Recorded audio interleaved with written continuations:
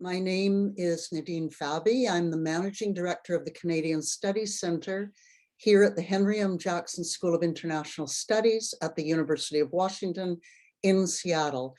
And along with our Manager of Student Exchanges, Marion Ferguson, you just heard from, our Faculty Director, Professor Richard Watts, and our co-sponsors, Yukon University and University of the Arctic, we welcome each and every one of you here today as part of our wonderful extended community. We had some interruptions today that we're all aware of, and I know it's a bit difficult to proceed with business as usual given the recent invasion of Ukraine. But I just want to say that I think now, probably more than ever before, we value the work and the perspective of organizations like the Arctic Council and its efforts to bring the Indigenous voice and values to global relations. The University of Washington, where we are, sits on Coast Salish lands, and these are the traditional lands and waters of the Suquamish, Tulalip, and Muckleshoot peoples. And at the center, we work to consider what it means to share these lands and waters in our region with the original peoples, with the immigrants who have come from around the globe since then, and importantly, with the many species of plants and animals who strive to survive here as well. And just a few thank yous before we get going. Marion, I want to thank you for your technology skills in making today happen. I know there were technological frustrations as we started up, but we still wouldn't be here without you, so thank you. Erica Dingman is our host for today, and she's the founder and the director of Arctic in Context. Erica is responsible for amplifying many voices in the North to the outside world, and really want to thank you for your dedication, Erica, and contributions. Tony Penikett, welcome. Tony was one of our former Fulbright Canada chairs in Arctic Studies. And Oran, Franklyn, and Rosemary, welcome back to the university. Some years ago, Oran, Franklyn, and Rosemary were with us, engaged in a wonderful conversation we have online for anyone who wants to see it, about their early years together lobbying for the Arctic Council. And I want to say to the three of you that you're our elders and our visionaries who played a critical role in building a policy influencing organization that continues to serve our world. And with that, I'd like to introduce you to the director of the Jackson School of International Studies, Lila Fernandez. Lila has done an amazing amount in a short period of time as director of the school to build a school that is incredibly forward-thinking and one dedicated to social change. So welcome, Lila, and thank you. Thank you so much, Nadine, for that kind introduction and for inviting me to introduce this wonderful event. I'll just keep my comments brief. I will just say that the kind of work that Canadian Studies is doing is really represents the core of what the Jackson School wants to embody. They have been spearheading the development of Arctic studies both within the Jackson School and across the university. And it's not just the creation of a new field which matters, but the way in which they're creating the field by centering some of the core priorities of the Jackson School, which have to do with the commitment to environmental justice and thinking about the effects of climate change, to thinking about inequities and the rights of Indigenous peoples and other marginalized communities, and as well as thinking about the complex geopolitical changes and pressures on spaces and contexts like the Arctic, as we see playing out with the Russian invasion of Ukraine. So all I can say is I'm just delighted to be here and to introduce this event. And I thank you all for the work that you're doing. And Nadine, I will turn it back to you. And Erica. Yes, hello. Thank you so much, Leila. I have the honor of introducing today's guests, Rosemarie Kuptana, Oran Young, and Franklyn Griffiths. As I think everyone or most of you are aware of, all three of them were highly influential in the founding of the Arctic Council and have a deep understanding of Arctic issues. Our moderator, Tony Penikett, is a former premier of Canada's Yukon Territory. If you've not already read their bios, I encourage you to do so. For questions, we'll be having a short Q&A at the end, so please type those into the chat box, and thank you all for joining us. Tony? Thank you, Erica. So I'm going to get right into the conversation. We don't have a lot of time. We're going to try and focus on three big questions, but the questions are really cues, if you like, for our panel. And the first one I want to ask will come in a minute, but I want to give a little history of the Arctic Council. And in some ways, as a Northerner, I would have to say the history begins with the discovery of oil in Alaska and the wish of the oil companies to build a pipeline across the state, and the response of Indigenous people to say, you don't own the land and you can't build the pipeline until you sort out that question. And there followed very quickly in the Congress of the United States, the passage of the Alaska Native Claims Settlement Act, which was a very profound event in the sense that it provided that it was the biggest and richest settlement with Indigenous people in the history of North America. It involved $1 billion and 178,000 square kilometers of land. There followed afterwards land claim settlements in northern Quebec, Yukon, Northwest Territories, Nunavut, and home rule and self-government in Greenland. Major changes in the history of the Arctic. In 1987, Norway's Gro Harlem Brundtland's UN report, Our Common Future, promoted the concept of sustainable development. The idea was to balance economic and environmental priorities. That same year, in a famous speech at Murmansk, Mikhail Gorbachev proposed that the Arctic region cease being a Cold War battleground and become instead a zone of peace. Following Gorbachev's cue, Finnish President Manu Koivisto launched the Finnish Initiative, which ultimately became the Arctic Environmental Protection Strategy. Then Brian Mulroney, Canadian Prime Minister, gave a speech in Murmansk proposing an international body for Arctic states to address common environmental, social, and scientific issues. Later, Yukon First Nations, the Yukon Territorial Government, and Canada concluded the country's first third order Aboriginal self-government agreements. Alaska's two senators, Ted Stevens and Frank Murkowski, insisted that Athabascans or Northern Dene leaders be included in this new Arctic Council if it were to come into being. And at Yellowknife, Inuit leader Mary Simon negotiated permanent participant status for 6 international Indigenous organizations as partners in the Arctic Council. Then in September 19, 1996, Russia, Finland, Sweden, Norway, Denmark, Iceland, Canada, and the United States approved the Ottawa Declaration, which formally created the Arctic Council. As we mentioned, the Arctic Council has published many notable reports on climate assessment, environmental protection, marine shipping, etc., human development. And yet debates have continued about its architecture and its mandates, including the role of observer states and the lack of any role for Indigenous and regional governments, who nowadays do most of the governing in the Arctic. But to talk about the future of the Arctic Council, we have to, of course, acknowledge the event last night of Russia's invasion of Ukraine. And I'm going to ask in this sequence, Oran, Frank, and Rosemary to respond to what this might mean for the Arctic Council, since Russia now holds the chair of that body, and some of the Arctic states may be less than willing to meet Russia on friendly terms. Oran? Well, thanks, Tony. Of course, these events are unfolding as we speak. None of us, I think, was fully prepared. But nevertheless, let me try to respond to your question. My sense is that what's happening now highlights in a very, very dramatic way some major changes that have been unfolding for some time.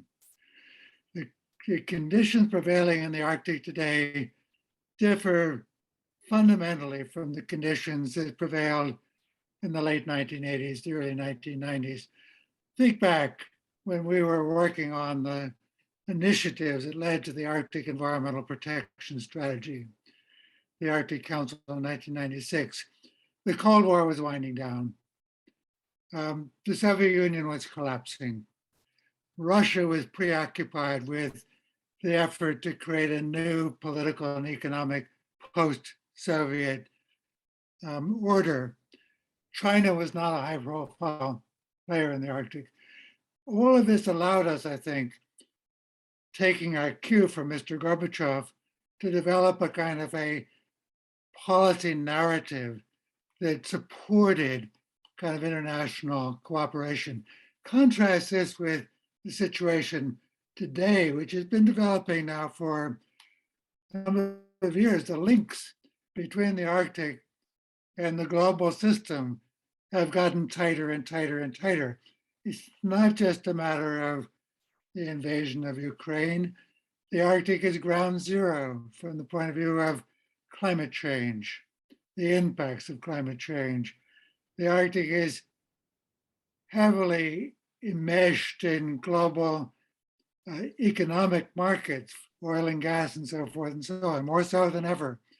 But at the same time, great power politics are resurfacing, not just in Ukraine, but in the Arctic as well.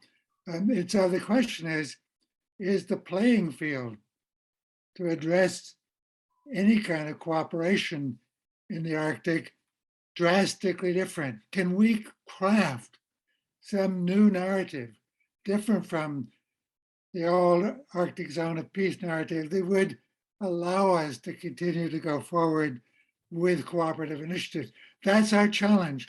And I think the situation that's unfolding as we speak is making this challenge hugely more complex than it was before.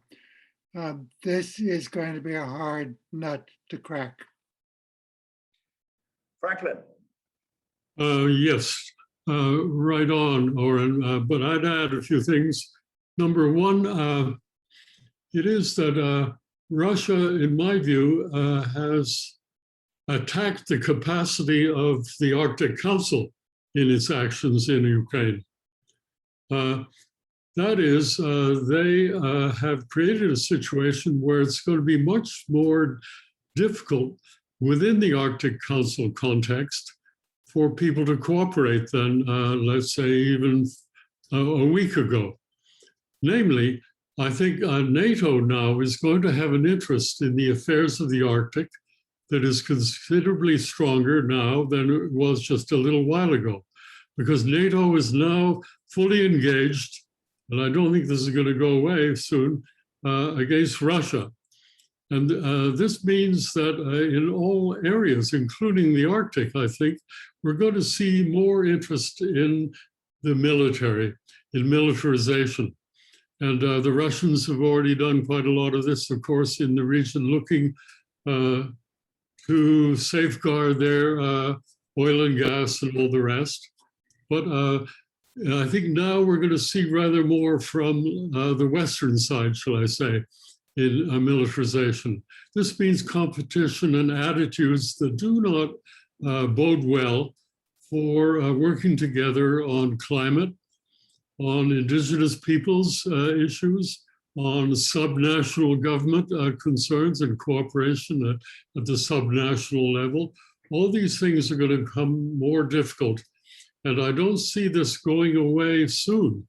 So we have to think our way through to new avenues and new forms of cooperation. And I think Oran is right in saying the scene has changed. But we've got to now start thinking afresh because of Russia, I think, as the stimulator here, and as for another year and a half, chair of the Arctic Council, it has brought things to a head. And I do believe there's got to be a rethink, and I agree with Oran, about where we are now as compared to where we started out quite some time ago. And I'd talk more about the origins and where we started out. I think myself, being a Canadian, that there's more of a Canadian role in the beginnings of the Arctic Council than perhaps Oran has recognized, but that's another subject. Over to Rosemary.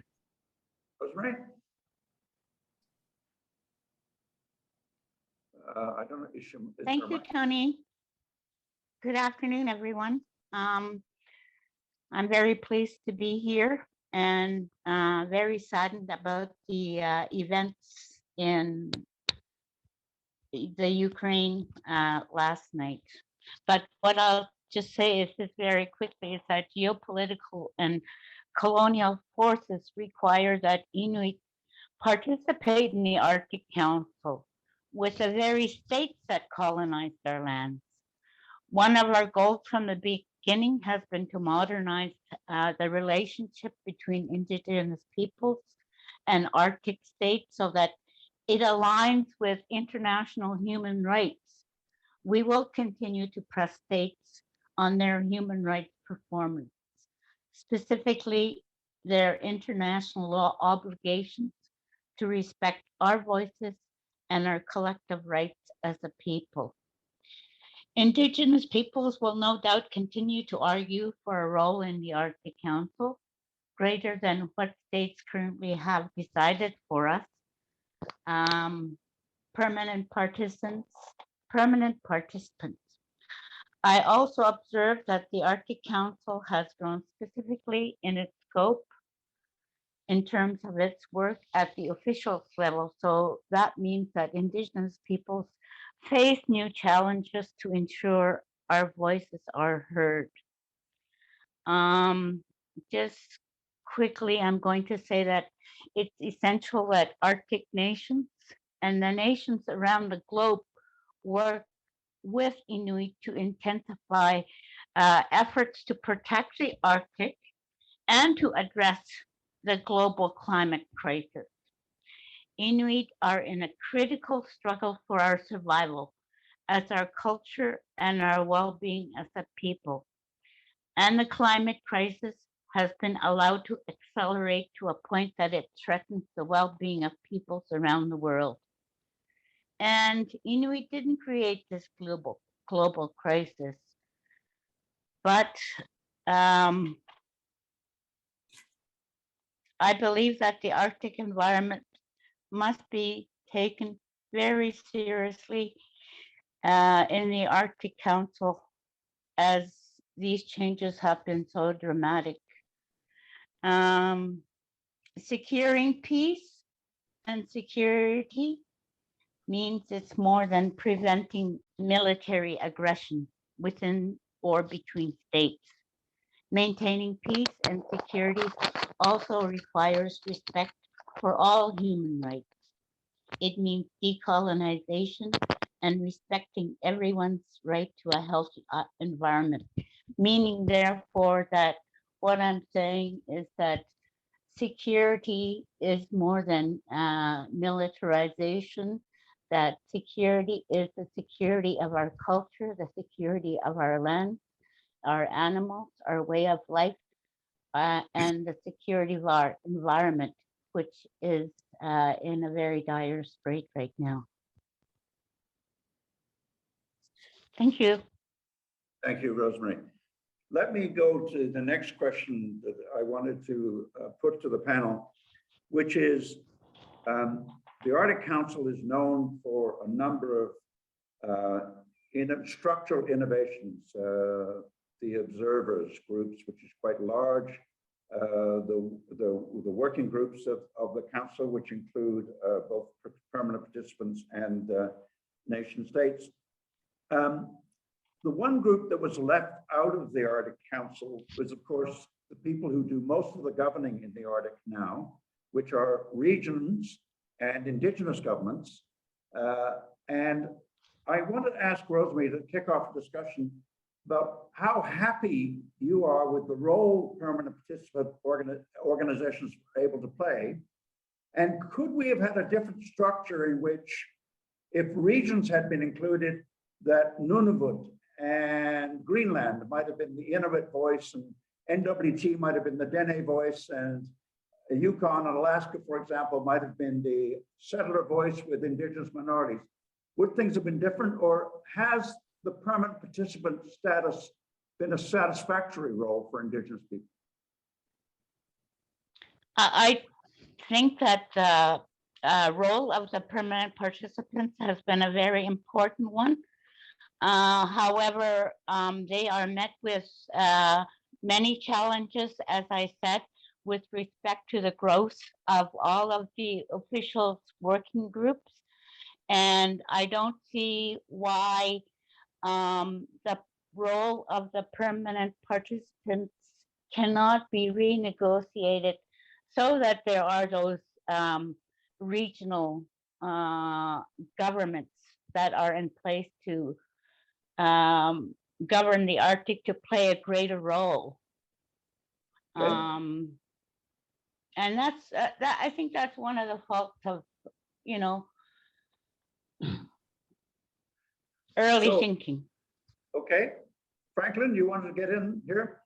Yes, I think there's quite a lot of room for change in the permanent participants idea and the way it works. I think, for instance, that the large number of observer countries that are taking part in the meetings of the Arctic Council it's actually too large. I think there should be rather than being observers away from the table, so to speak, there should be an arrangement made whereby the observer states and non-state or intergovernmental entities now should be invited to themselves come together and agree on a common position, and indeed have one of their own sit as a permanent participant at the table with the other members of the council. They would not have a vote, but they would have the right to speak, as do all the permanent participants today. So this would mean, I'm not sure how many observers we have now, 30, 40, there's quite a lot. They will have to, in my view, under this arrangement, get their act together and figure out what it is that they want to say. What they want to say about and it's important, the global or extra Arctic environment and where that needs to come into the discussions of the Arctic 8 and other permanent participants. This would have to be agreed upon by the 8, of course. I think as well, for subnational governments that you're speaking of, Tony, there should be an arrangement for one permanent participant or a couple of people who sit at the table and speak for all of the subnationals. And I think myself as well that the permanent participants of today, that is the Indigenous peoples, should be amalgamated into one. They should get together. And I think the principal leaders here seem to be the ICC, the Inuit Circumpolar, and the Sami. They should probably take the lead in some way in this and speak with a clearer, stronger voice. Okay. That's my thought. Thank you. Oran? Yes, thanks, Tony. I'm not sure that your question is an either-or question. The Arctic Council was created and set up as an intergovernmental body with states as members, but the notion of permanent participants was an attempt to recognize that there's something special about the Aboriginal peoples, the original human population of these far northern regions. Just as you heard Nadine at the beginning of this conversation, pay respect to we are sitting on Salish land. There's some sense back in the 1990s that there was a need, if you like, even a moral need, to recognize this question of rights, this special status, and therefore the innovation of permanent participants, which I think was a good one. That said, I see no reason whatsoever why there shouldn't be arrangements within the Arctic Council to encourage and to provide adequate processes for all kinds of important stakeholders to have effective voice in the processes. Now, I think Frank makes a very good point in the sense that we have seen over time a very significant expansion in the cast of characters. There are now 38 observers. Meetings of the senior Arctic officials now end up being a couple of hundred people, which makes it a very, very different kind of activity. I remember back in, Iqaluit in 1998, it's a small group of people sitting around engaging in pretty informal kind of process. Now it's very formal, hundreds of people sitting around. I think Frank puts his finger on an important point in saying that creates problems. And if there were ways to streamline this, I'm not optimistic about the permanent participants amalgamating into one, I have to say, Frank, but nevertheless, if there are ways to streamline this, to allow for this more efficient kind of communication, so you didn't have this very formalized, several hundred people, all kinds of rules of procedure, making the meetings highly formalistic. I think that is an issue it would be well worth thinking hard about in terms of how to streamline the process going forward. But I do think the permanent participant, the origin of this idea is really in something very fundamentally important from an even moral and ethical point of view. Okay, and I'm sure all of you would agree that it is no accident that progress on Indigenous rights discourse in Alaska and in Northern Canada and in Greenland really didn't happen until near the end of the Cold War. That was actually no accident. Let me change direction now and ask, given what we talked about in the first question and the second question, where all three of you think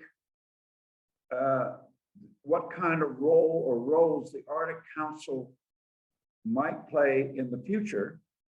And I would invite some speculation on this question because we don't know what's going to happen as a result of last night's events. But perhaps we could begin with Franklyn on this question. It's really hard to say, isn't it, what will happen. The world is changing and remarkably, and in fact, the world is changing faster and faster. The word for this is acceleration, and it's in all domains and everywhere. But it's hard to forecast and for me to get even a grip on this.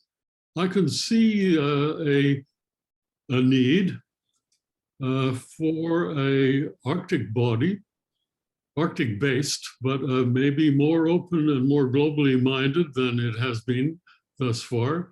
An Arctic body to be a kind of early warning sensor or system, a human system that detects things that are going on and may be going on badly, and things that may happen that could, if we are wise about it, help us speed our way to collective action, to agreement. I think our major problem in the world, a major problem is human inability or the tardiness with which we come to joint action. There are all the reasons that get in the way that we need to deal with more effectively. And by the way, in that connection, I think this is a major reason to hear the Indigenous voice, to help us non-Arctic residents really grapple with the Arctic and then the global Arctic implications. There's an important role and a voice here for Indigenous people that I think really has to be recognized and worked upon more effectively. And in that connection, I'd ask as a question, maybe both of us, and I do think, early warning and where we might get ideas as to problems that will arise and help us accelerate our way to collective action. Are there things that, Rosemary, you might think as coming up problems that will force us to think anew and think better about getting together and actually doing something. I'll mention a couple of things that might happen that might draw us together. There's the Arctic meridional overturn phenomenon. That is a global currents system that sees the waters of the oceans interconnected right from the Greenland Sea to the Indian Ocean through deep underwater currents. But it all hinges very largely, I think, from my understanding, on what goes on in the Greenland Sea, where there is a plunging of water from the surface down into the bottom and carrying south. To get to the Greenland Sea, we have the Gulf Stream with warm water, surface water, and it plunges. I think the reason it plunges, one of them, is that there is a freshening of water in the Greenland Sea, especially as the Greenland ice cap melts. The water is less heavy, it's lighter, and we have a change in the setup there. That is a possible thing that has in the past occurred. A change in the Arctic, in the oceanic current system can happen relatively quickly in a matter of years. Supposing it does change, would this be a wake-up signal? Would the need, here's another one, for geoengineering and geoengineering solutions to be seriously considered because we fail to act effectively on global warming. And there becomes a recognized need to, in fact, somehow cool the Arctic down and help cool the planet down. Are there ways in which this issue might cause us to face up to the facts and start to act more coherently? And might the Arctic Council again be a place where these things are discussed and focus is delivered and the message is delivered to the world outside, not strictly held in the confines of circumpolar north? Those are a few ideas about catalytic events that might happen. And I thought it might be useful for us to think of other ones and whether this idea is indeed a useful one, to think about the sources of more prompt and more effective collective action. Thank you, Frank. Rosemary? I think the Arctic Council has inherent value. However, it needs to evolve. Multilateral organizations like the Arctic Council have very little decision making powers and enforcement capacity. But nevertheless, the Arctic Council presents important opportunities for states to collaborate across jurisdictions and cultures on issues like the climate crisis that cannot be addressed by state policy silos. But we need to expect more from the Arctic Council. Specifically, one I've heard today is to amplify the voices of Indigenous peoples. And how do we do that? Inuit believe that the value of multilateral initiatives to maintain peace, security, human rights, and to restore a healthy environment. We were central in the battle to secure the UN Declaration on the Rights of Indigenous Peoples and the very earliest discussion on tackling environmental degradation and moving on sustainable development. In keeping with the UN Declaration on the Rights of Indigenous Peoples and other international human rights instruments, have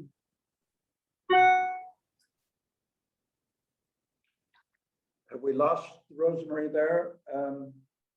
If we have, we'll have to go to Oran. And Oran. oh, I She's back. You're I back. just wanted to say, yeah, sorry about that. I just wanted to say that,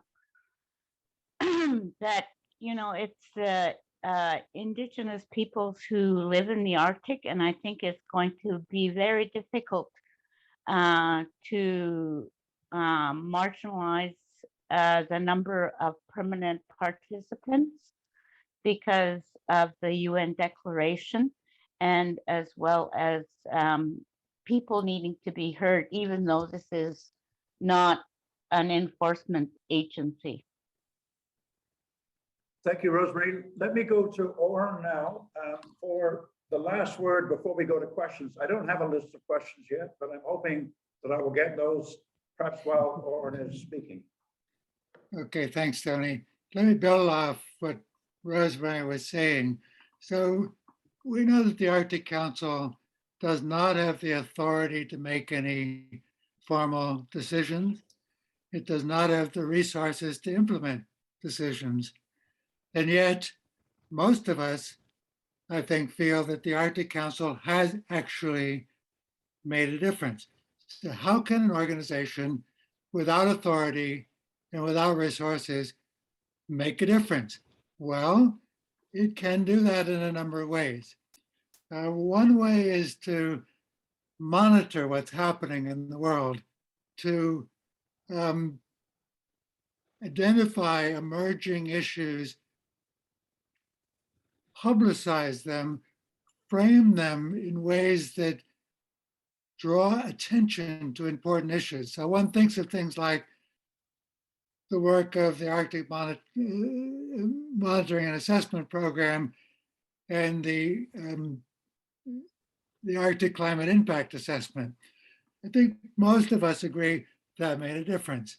One thinks of the work of the Arctic Marine Shipping Assessment, of actually bringing some pressure, nudging someone else with some authority to do something like the IMO. One thinks of things like the Arctic Migratory Bird Initiative, which was a tough issue for states to pick up, but CAF was able to play a role, in this case, encouraging cooperation with some non-Arctic states as well as Arctic states. So if you think these are the ways the Arctic Council has been able to make a difference, and I suspect that will be the case in the future, it won't get authority, it won't get resources. What might be opportunities? Well, there are a variety of them. For example, we know that the impact of climate change is occurring in the Arctic more rapidly, more dramatically than anywhere else on the planet. And so the question of not mitigation, but adaptation in the Arctic becomes critically important. Could the Arctic Council and its working groups become a more significant player with respect to the development of adaptation strategies, becoming a clearinghouse, exchanging ideas across the Arctic as what works and what doesn't work in different places? We know that shipping, commercial shipping in the Arctic is increasing quite dramatically. What will be the environmental impacts? What will this do to marine mammals? What will this do to biodiversity more generally? Is there a role for the Arctic Council to monitor, to analyze, to evaluate what's going on, and therefore to prepare the information that might find its way into deliberations in places like the International Maritime Organization? So I think we have to understand the nature of the role that the Arctic Council can play is quite different from an organization with authority and resources, but not unimportant therefore. And we need to use the Arctic Council with this understanding of the kinds of things it can and can't do. Thank you, Oran. I have a question now for all of the panelists, and it is about the situation of Russian Indigenous people, about how representative that body has been and whether they are politically directed, or whether Indigenous people in Russia have a voice in the Arctic Council, which is not supervised, if you can put it that way, by the Russian state. Perhaps you could begin with that, Oran, and then I'll go to the other panelists on that question. Well, it's a sensitive question, of course. First of all, I have to know that the Russian Association of Indigenous Peoples of the North, RIPON, which is the organization that's the permanent participant for Russian Indigenous Peoples, represents 35 or 40 different, distinct, small-numbered peoples, and their circumstances are very different, and their relationship to the political system is very different. Some years ago, there was a kind of crisis in Ripon as the public authorities in Moscow took action to curb the kind of independent initiatives of people like Pavel Suyonzega. And the consequence was that this led to a lot of concern on the part of many of us about whether or not Ripon could be any longer seen as a kind of legitimate voice of the indigenous peoples of the Russian North. Today, the situation, I think, is very cloudy. It's very hard to say. I know some of the people who are very active in Ripon, and some of them are really excellent people. I think they're first-rate people. I respect their voices very highly, but at the same time, I'm conscious that there are kind of limitations. There are boundaries as to the sort of range of what they can and can't do. So I think we have to, the jury in a way is out. I don't think we can write Ripon off by any means as being simply a puppet, but the circumstances are sensitive and certainly very different than they were 15 years ago, for example. Rosemary.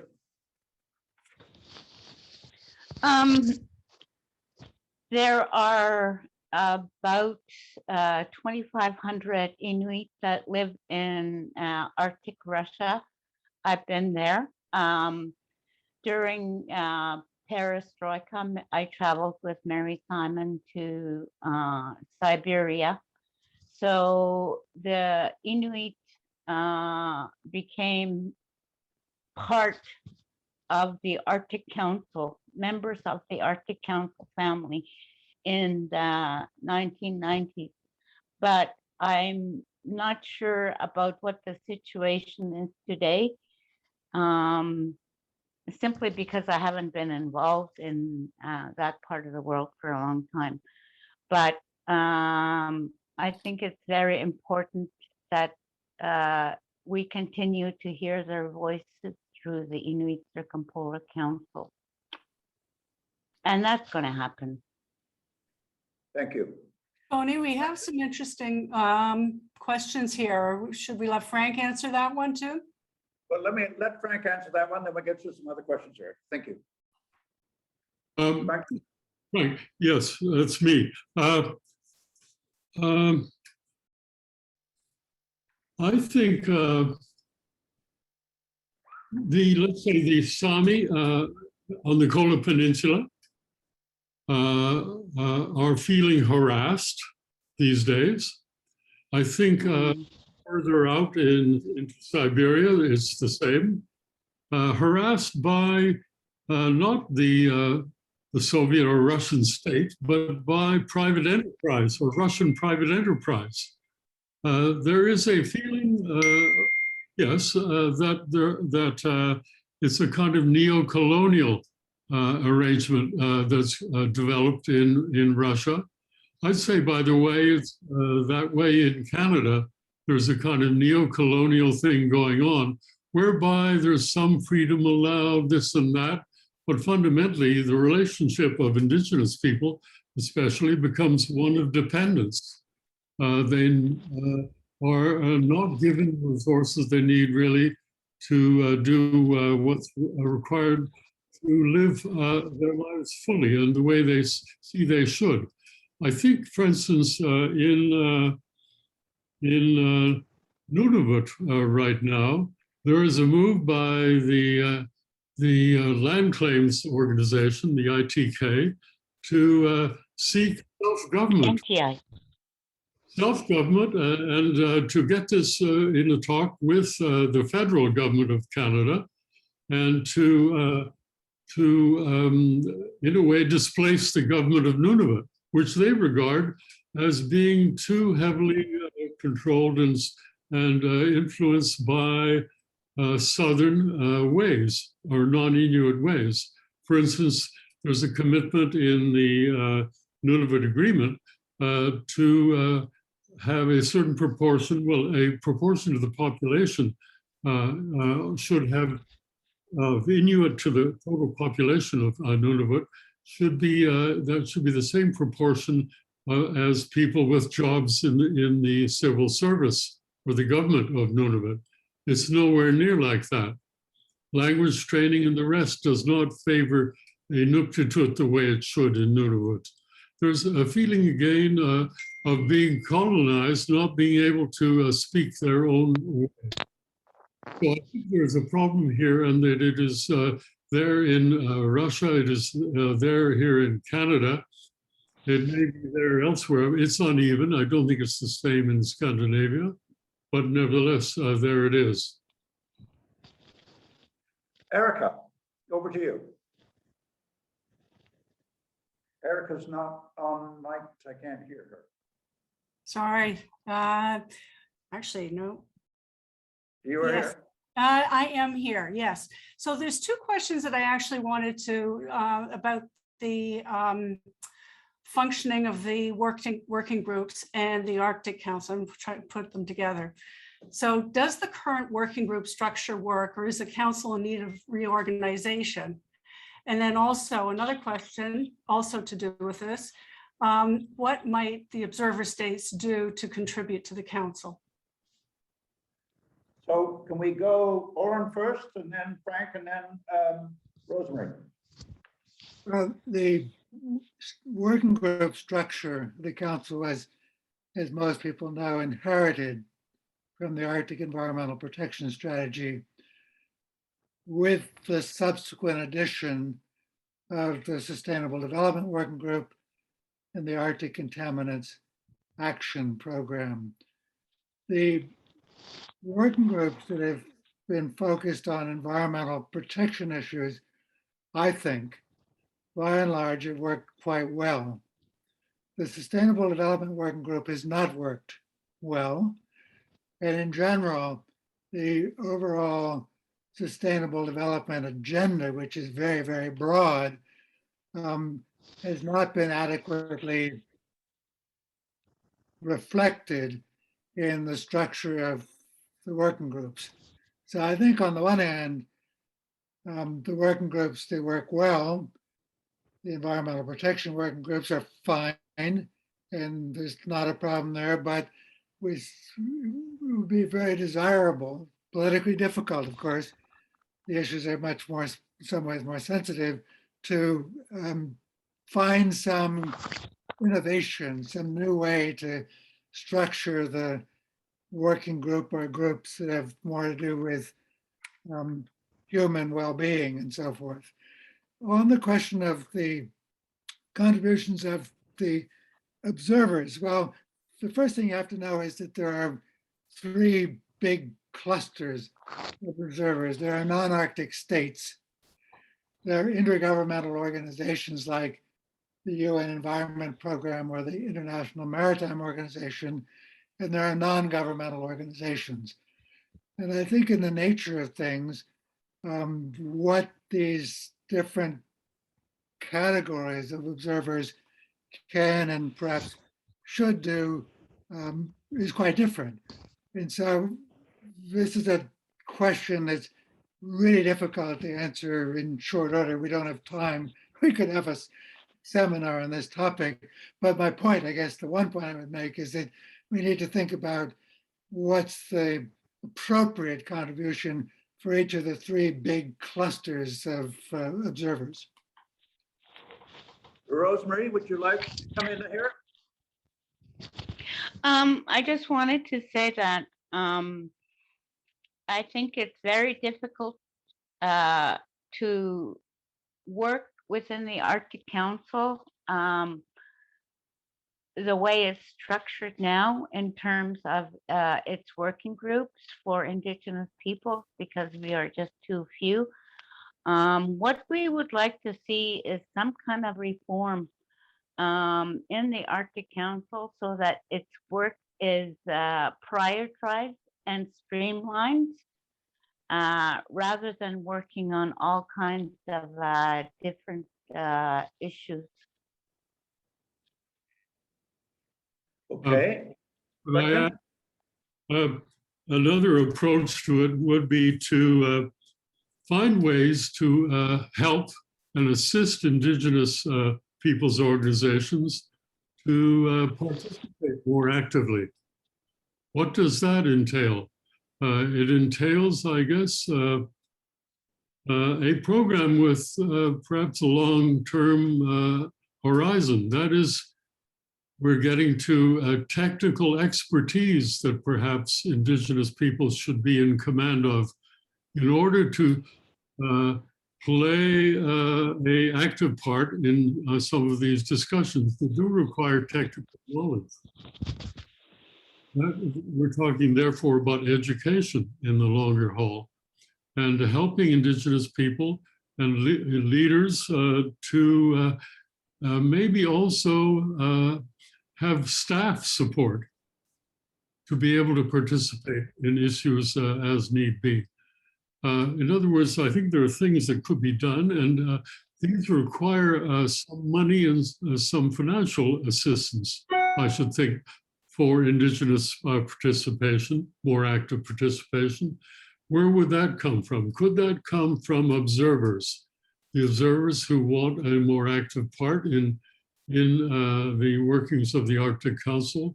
Could they be asked to pay a small admission price, which would go to support for Indigenous participation at the table? Well, Tony, let me just pick up on something that Rosemary said, which I think is very important. She mentioned prioritizing. One of the things the Arctic Council has not done well is prioritizing. Every 2 years there's a new chair, and each chairmanship introduces its chairmanship program with all kinds of new initiatives. But the old priorities don't go away. And so the working groups end up with this longer and longer and longer list of projects, activities, and so on. It becomes very unwieldy. An effort has been made in the last 4 or 5 years to try to address this by saying, well, maybe the Arctic Council should have a strategic plan. And as some of you well know, at the last ministerial meeting, an Arctic Council strategic plan was adopted. But if you read the Arctic Council strategic plan, unfortunately, it's kind of a laundry list of dozens and dozens of different things. So once again, prioritizing didn't happen. We know, of course, for our experience in all kinds of organizations in our lives, that prioritizing is tough stuff. Prioritizing a hard thing to do. But I think Rosemary is absolutely right that if the Arctic Council could somehow come to grips with the issue of prioritizing, it would help everybody, the PPs and everybody else, to really kind of concentrate on what are the critical important areas where there really are opportunities to make things happen. So I think we're running out of time, but let me just make one comment to Franklyn's suggestion about permanent participant funding. If the permanent participants were to make strategic partnerships with territorial or state governments in some cases, each of whom in Canada have $1 billion budget, they might be able to, those partnerships in the working groups might actually be able to contribute in ways that all of you have spoken of. So now we're going to go back to Erica, because I think we're getting close to wrap-up time. Yes, yes. Thank you so much, Tony. I really appreciate it. And on behalf of the Jackson School of International Studies at the University of Washington, I want to thank you all so much for today's comments. Rosemary, Oran, Franklyn, and Tony, it was a wonderful discussion. We unfortunately had so little time, as we all spoke about a lot beforehand, but I know that we all came away with insights. There are a number of questions still left, and I think for that, I think we'd like to share those with you. Perhaps you can answer them later. We can share the responses with our audience today. I'd also like to thank the audience for joining us. We had a terrific turnout. I was so pleased. And thank you for bearing with us at the beginning. Lastly, I'd like to acknowledge our partners, the University of the Arctic and Yukon University, and in addition, Yukon U for graciously hosting Tony today. Thank you all so much for joining us.